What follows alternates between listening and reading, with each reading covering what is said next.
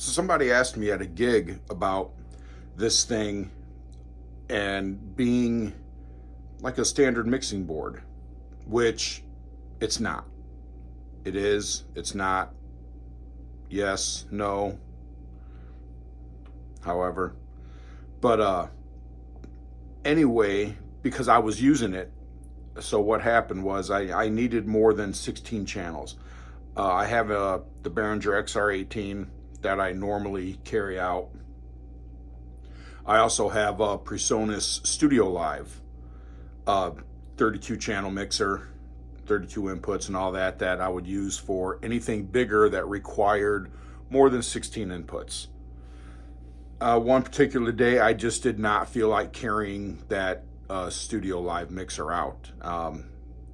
It's not that the mixer is overly heavy. Actually, I believe the hard gator case that I have for it is heavier than the mixer itself. I just didn't feel like messing with it. And all I was lacking was really a few channels. So what I did is I just carried out my XR18, which is simple, pick it up, carry it, milk crate size, put everything in it. And I brought this. What I did with this is I just ran all the drum mics into this, to the DP32 here, and used the two monitor outputs on the back. It's got 2/4 inch monitor outputs. And I ran that into, actually not even, I didn't even run it into any of the standard inputs on the XLR inputs. I actually believe I ran it into the 1/4 inch stereo input. I just had to get the drum mix correct on this, and then I just had a simple fader control on the XR18 on the app itself. Mixing station. If you have an XR18 or any of the Behringer stuff, I highly recommend Mixing Station. It's got its ups and downs, but it's completely customizable. It's a great platform. Anyway, back to this.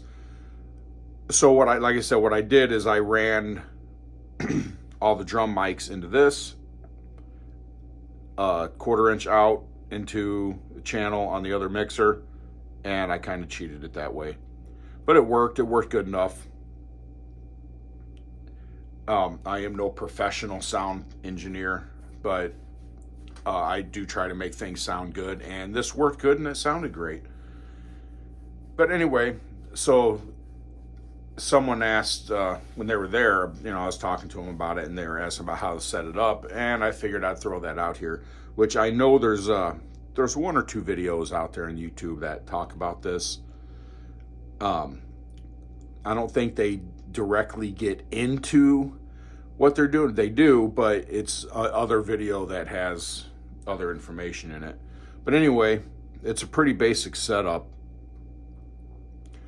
You have your assign tab here, and you get into it, and that's where you assign your tracks. Obviously, if you have one of these, excuse me. Anyway, if you got your little cursor here.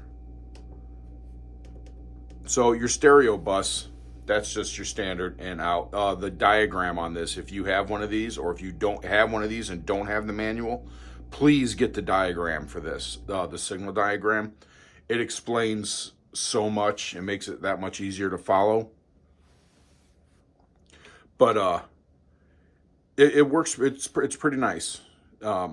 Anyway, you can come down to the stereo bus or to run out, and you can just assign. And there's your 8 channels. They are set to go. Your inputs in order. So A through H, basically looking at it as like a 1 through 8. And you have your trim control. They call it a trim. It's like a gain, not fully a gain.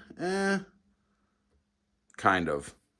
But you also have your when you go to your individual channels, you have a level control. But there is a little bit, I mean, I guess that would be the right way, maybe to the way this is set up. But there's a little easier way to do that. If you just come up to 1 and you just run your tracks like that.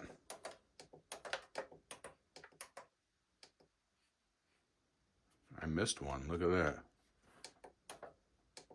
I know my alphabet.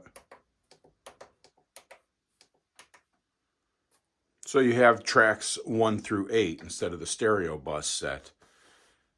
You know, you adjust your trims however you want it.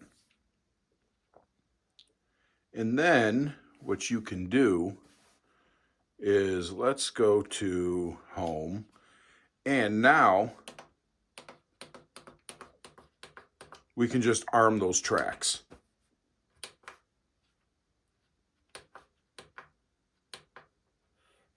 Ooh, did I find an issue?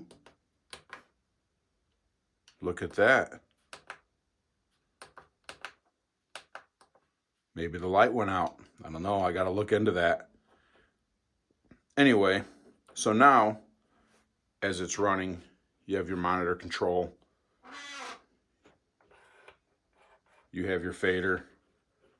And you can just set each channel and kind of use it kind of like a standard mixing board. Good thing is if you wanted to record what you were coming in here now, you can just hit record because you're already armed and set to go. But anyway, I just wanted to touch on that real quick. 2 ways to use this as a mixer itself if you needed to, or like how I usually use this, little jam room set up, and this is how I run it. If I want to record something, now I can record it. Usually doing something here, I'm not running that many channels, so it works fine. But again, everyone, thanks for watching videos. Appreciate it.